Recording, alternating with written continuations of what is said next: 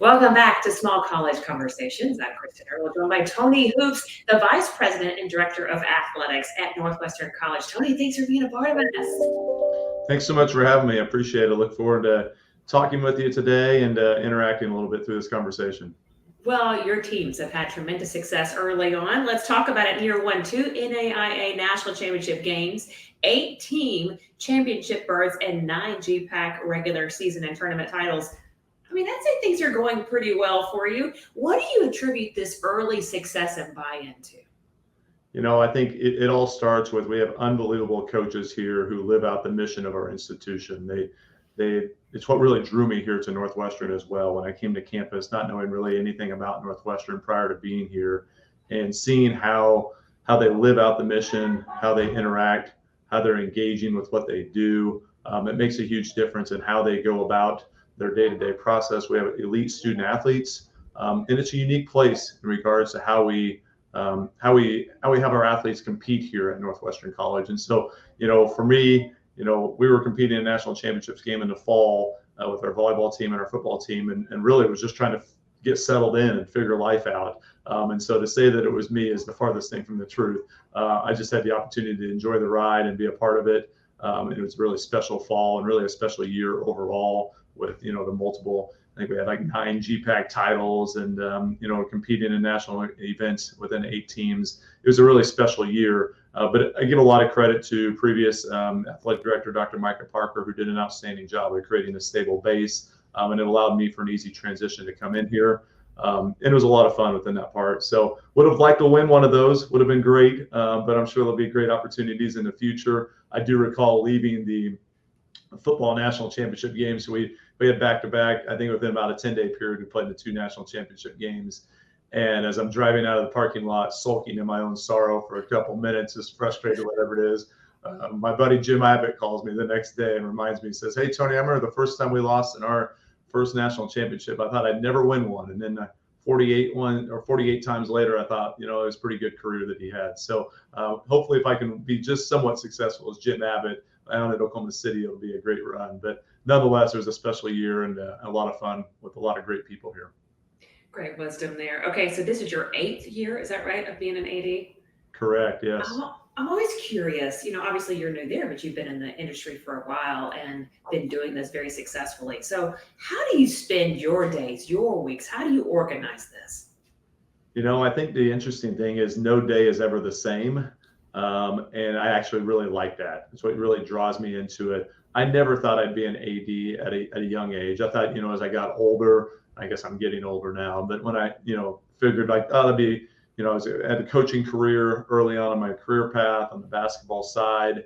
And as I looked, into the future, I was like, okay, sometime I'll transform it or morph into that AD world. But was blessed to have a president back at Bethel College who was an interim president at the time and gave me the opportunity. And I didn't realize how much I truly would enjoy it and really have embraced it. And so, what is it like from a day to day? Like I said, it's completely different every day. And I would say it's way different for me here at Northwestern than it was when I was at Bethel. Bethel, we were a smaller college. And so, I didn't have the personnel help around me. I began to have that more as I was there and had some amazing people that I worked with. But it was a little bit more challenging in regards to some of the day-to-day operations. So therefore, we had a lot of younger coaches there. So it was a lot of professional development driven. Recruiting oversight, game day management, trying to help with some facilities. So then, changing over here to Northwestern, my day has really become a lot more donor focused, community engagement, really meeting with our corporate entities here in town and meeting one-on-one with a lot of my staff and building those relationships. And also a lot more cabinet leadership perspective. I served on the presidential cabinet at Bethel. But it's a little bit more intensive here, which has been a great opportunity serving as vice president here as well. So, it varies. The fall is busier in regards to, with football activities and stuff like that. But it definitely is all about relationships here, in which I really enjoy because that's kind of what gives me life on a day-to-day basis. Now let's talk some specifics. In a previous interview, you talked about the opportunity to increase retention. Talk me through that. I mean, what does that look like there? What are some of those actionable steps you're taking? I think that's a challenge for every school in the country right now. We live in a very transient world, transfer portal, et cetera, at the NCAA level. And so you see that kind of drift down a little bit into small college athletics as well. I think it's really important we focus on that retention. We celebrate a lot of the success that we have in regards to recruiting classes that come in and all the different elements that occur there. But I think more importantly, we need to celebrate what is the retention and how does that look and how do we go about that. And so we're blessed to have great retention here traditionally here at Northwestern. It has dropped a little bit in the last couple of years, and so trying to figure out how do we make sure that we ensure a great experience for all of our student athletes, have a strong enrollment number, have that strong net tuition revenue that's so important at small colleges, but at the same time be able to compete on a national forefront as well. And how do you balance that all together? So for us, it's really been, we got to collect the data first. If you don't have the data, then it's hard to really know what you should focus on or not focus upon. And so some of that data is what's ideal roster sizes. Alan Grossbach at the NAIA office, he oversees return on athletics and that ROA report that we have to do every year. And then sometimes that can be challenging, but using that data to determine what our best roster sizes are per sport is really important for us. How do we have a great JV experiences with our programs that have some JVs programming in them? And then using that data then to be able to say what's an ideal budget for some of these things, what's ideal staffing sizes for our sports, and then how do we get our students to be involved to be more than just athletes, right? Like they come here to be able to participate in whatever sport that they love, but the mission of us for our athletic department is to honor Christ through excellence in athletics. Well, that's more than just being an athlete. That's being a great student. That's being great in the community. That's being engaged in the student life experiences that we have here. And so can we get them to be great athletes, but and more than just that, and be able to grow within their faith, be able to grow as people, and that ultimately will keep them there. And so I used to always say when I was coaching, you may come here because you like me as a coach, you commit to that coach, but ultimately you're going to stay because of the experiences that you have on campus and relationships that you build with your teammates and those across the campus. And so that's ultimately what we're trying to build upon there. And so it's still a work in progress, but I do know that typically juniors and seniors will always beat freshmen and sophomores. And so for us, we want to continue to retain at the highest level we can, to have senior and junior led teams so that we can be successful in the postseason. And that's been pretty successful for us through a number of years here at Northwestern. You mentioned something I wanted to come back to, which is you talked about your day being meeting with donors, generating revenue. And I want to go back to your time at Bethel College, just some of the things you were able to do there. Increase private fundraising, departmental gifts by 650%. You helped raise over $6 million for facility updates, generate over $400,000 annually for the athletic department. You increased the Booster Club membership by over 500%. So since coming here, you've implemented the Raiders Giving Day, which increased fundraising by 45% in year one, and you helped raise over $5 million for renovations for the Bultman Center. Where do you find the traction in a town of 6,000 residents? Yeah, Orange City is a very unique place, and I say that we had zero connections to Orange City, Iowa. I'd probably been in Iowa less than 5 times in my life prior to coming here.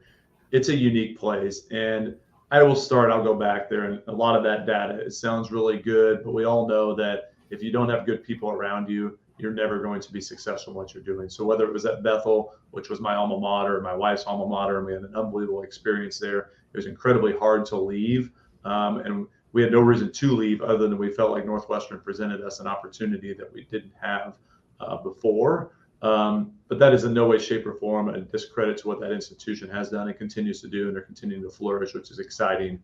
But the good people around me is what allowed those things to occur, and I think it goes back to just building relationships, and that's what I've really tried to focus on here at Northwestern, as well as at Bethel I had the fortunate opportunity that I knew a lot of those key alums, and so that growth of 650%. Well, we were at basically ground zero, so anything was better than nothing. And so growing that was really helpful, and the support of my president and components like that. So now that I've got here at Northwestern, we already had a platform that was set in place.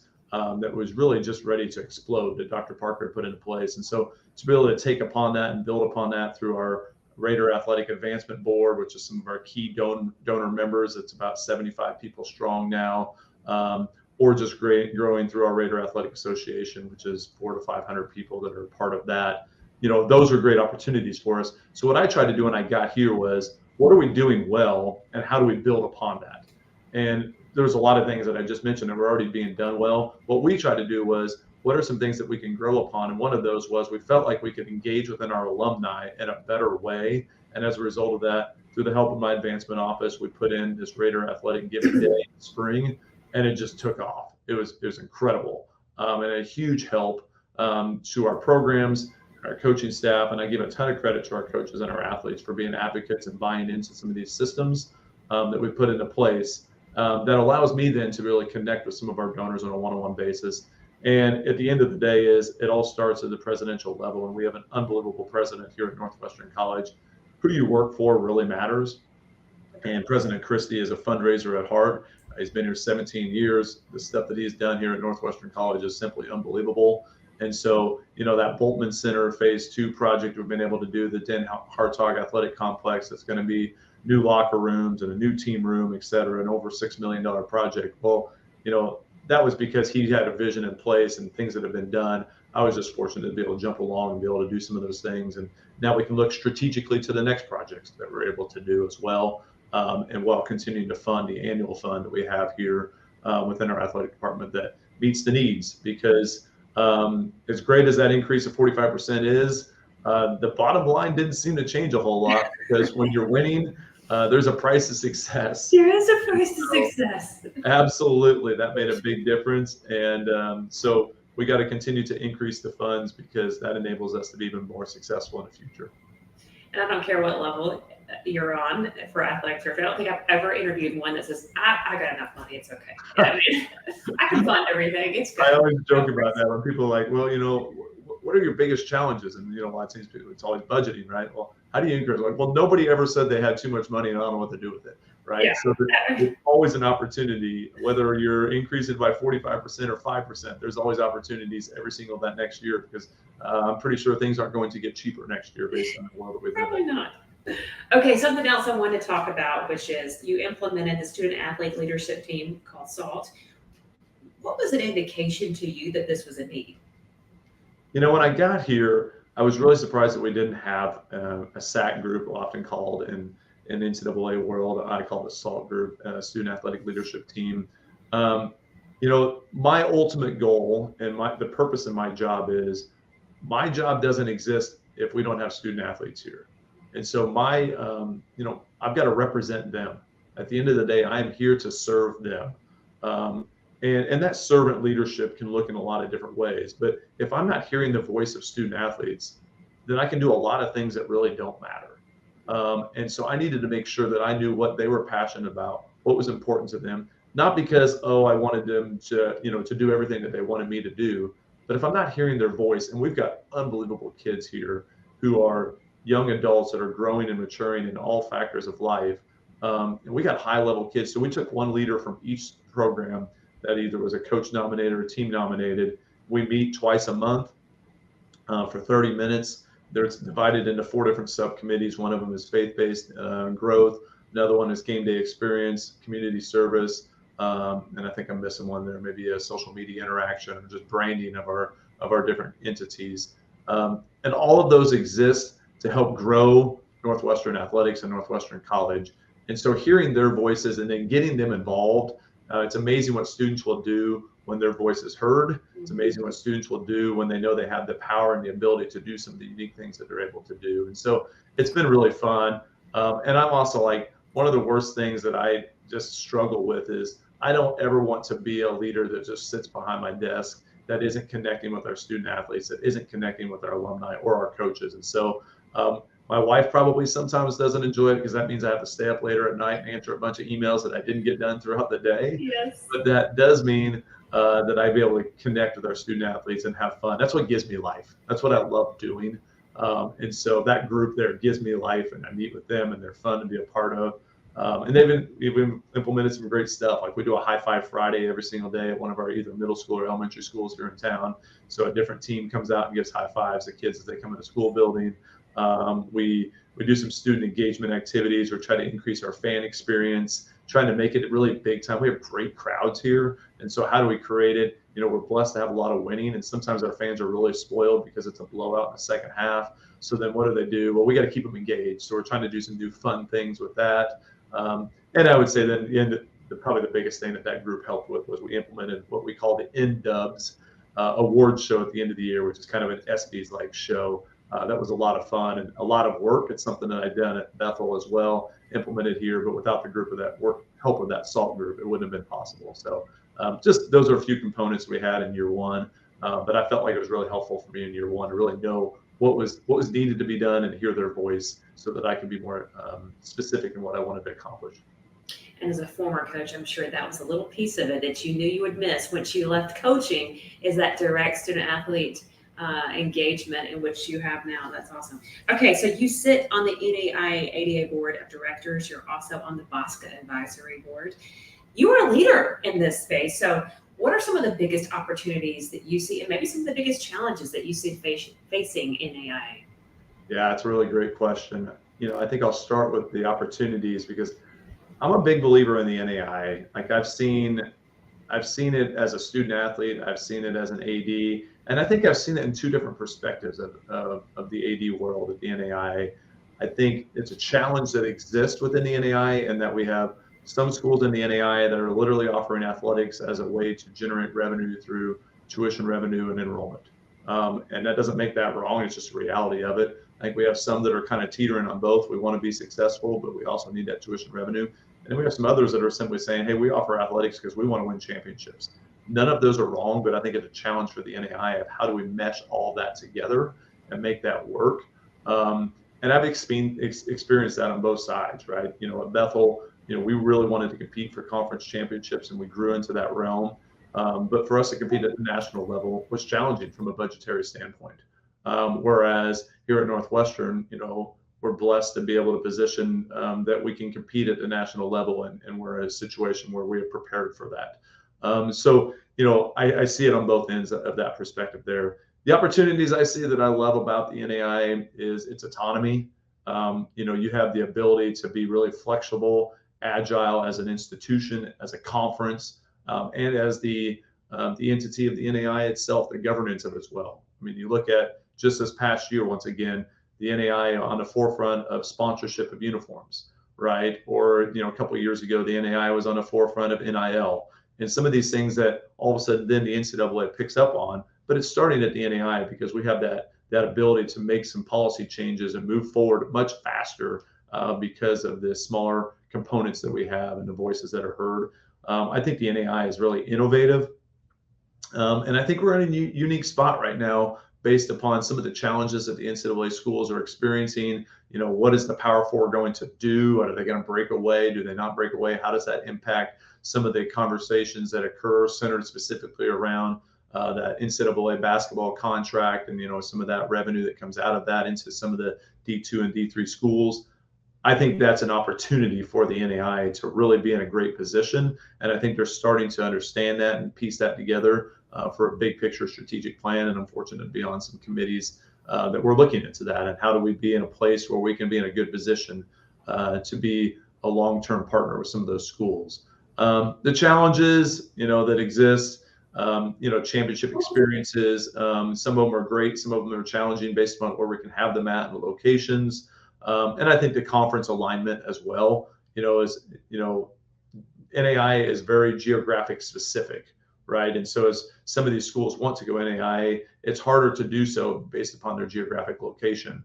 And so how do we form conferences that meet the needs of the existing conference, but at the same time also meet the needs of the broader NAIA scope as a whole, so that people can live out their purpose and perspective within those conferences. So those are some challenges that exist. But like I said, I think there's way more opportunities within the organization, and I'm just blessed to be a part of that, whether that be at the BOSCA level and working with some high-level leaders there, or the ADA board as well, both trying to grow small college athletics at multiple levels, and people who are really passionate about what they do.